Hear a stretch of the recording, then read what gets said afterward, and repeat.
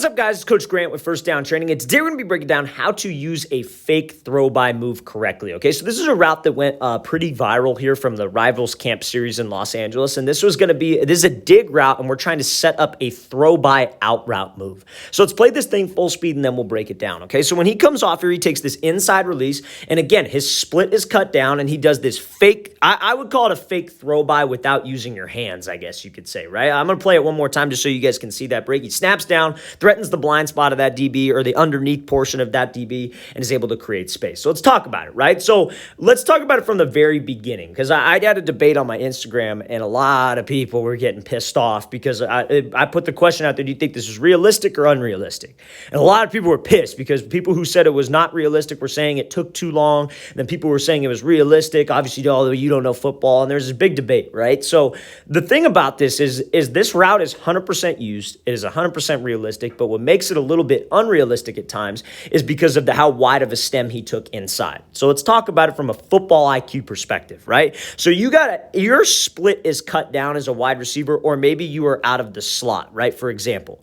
So this DB is going to be playing outside leverage when he has what? When he has safety help to the inside. So that is probably the situation that they are working on, right? And how you guys get better with one-on-one, 7-on-7 is you try to make it realistic. Because the whole point of this is, yes, this is maybe a combine or a showcase or whatever, but you want to look good and you want to perform well, but you're still there to get better. You're there to improve your skills and get you ready for when the pads come on, because all these guys probably have offers and all these guys are probably going to play at the next level. So you're there to get better, right? You're there to go up against some of the best competition in the country.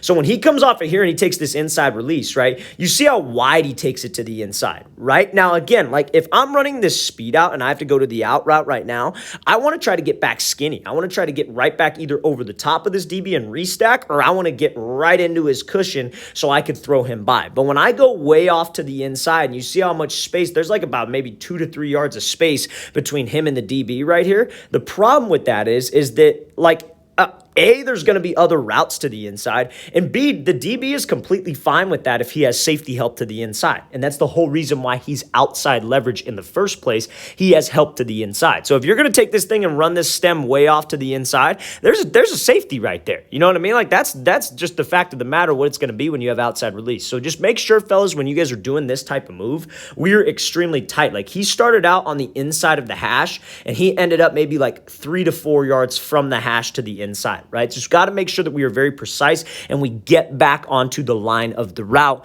to set up this throw by. So now this like fake throw by, like again, what I say, we're trying to set up, like if you were to take an inside release and you were running a 10-yard out, you would snap down, you'd slip under the DB and you'd throw him by, right? So that's what we want to sell. We want to make it look the same. He's got a great pad level going into the route. He's got great speed. His eyes are straightforward. Everything about it I like. And then he snaps down, and then he throws that upper body underneath to threaten that DB with the throw by, right? Or the slip under, I guess you could say. If he was a little bit closer, like we were saying, because of the stem, he could actually work that throw by. But because he's snapping down and he's a little bit far away, I wouldn't consider it much of a throw by. But you see how much he throws with that upper half to that like kind of blind spot or underneath of the DB. That's what gets him to hesitate. That's what gets him to bail out. And that's what could create you some separation. Now, what do you think in a real game scenario is the icing on the cake on this route? What do you think is something that's going to help you not only get the separation, but also keep the separation that you've gained at the top of the route?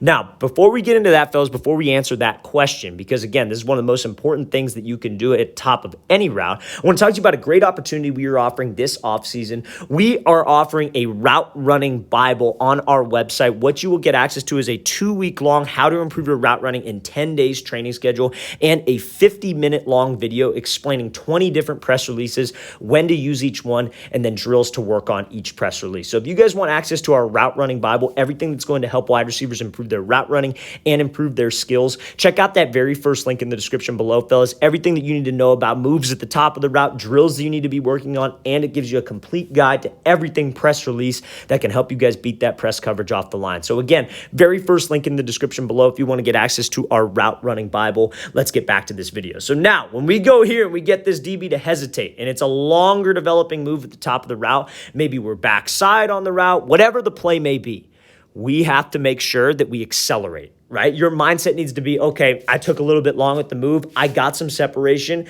I need to keep the separation. I need to get to where that quarterback needs me to be. So I need to make sure that I accelerate. And that's a great thing that this receiver does. He treats it very game realistic in that respect, that he is accelerating out of the route, pumping his arms and driving out of this thing as hard as he can, because we have to make sure that when we get that separation, we do not lose it. If that DB doesn't stumble, he is going to be trying as hard as he can to recover on this thing. So I need to make sure I get the separation, but I also keep the separation. So long story short, fellas, this is a realistic route in terms of timing, in terms of move. Just the stem is a little unrealistic based on the situation.